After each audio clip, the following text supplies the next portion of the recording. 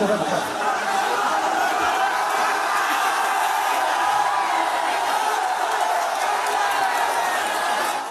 একজন নারীকে এই মাহফিলের অতিথি করা হয়েছিল।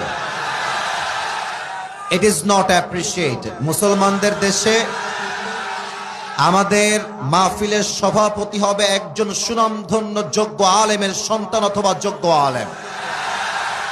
কোন নারীকে আমরা ডিসরেসপেক্ট করছি ব্যাপারটা এমন নয়, তবে আমাদের মাথায় রাখতে হবে এটা এমন একটা তাফসীর মাহফিল, যেই মাহফিলে নারীরা মঞ্চে উঠে গেলে তাফসীর মাহফিলের সৌন্দর্য নষ্ট হবে। দিনাজপুরের ভাইরা, আমি কোন কমিটিকে ডিসরেসপেক্ট দিয়ে কথা বলছি না।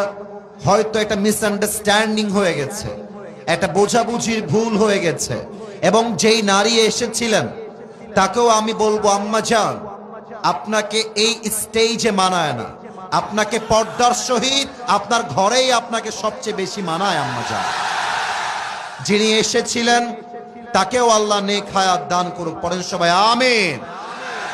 আমরা মুসলমান ঘরের সন্তান, আমরা চাইলে খারাপ ব্যবহার করতে পারি না। যুবক ভাইরা, কথা ঠিক আছে কিনা বলো? আমরা ভদ্র পরিবারের সন্তান, আমাদের কথার মাঝে, ব্যবহারের মাঝে আমাদের সৌন্দর্য বজায় রেখেই কথা বলতে হবে। আমরা মানুষকে সম্মান দিয়ে কথা বলতে শিখেছি, আমরা মানুষকে অসম্মান দিয়ে কথা বলতে পছন্দ করি না, ঠিক কিনা বলেন? তবে আমরা চাইব, বাংলাদেশ যেহেতু সেকেন্ড টাইমের জন্য স্বাধীন হয়েছে, এই বাংলাদেশের তাফসীর মাহফিলে সভাপতি হবেন একজন আলেম। কোন সুদখোর, ঘুষখোর, বাটপার, জালেম মাহফিলের সভাপতি হওয়ার কোন যোগ্যতা তার নাই।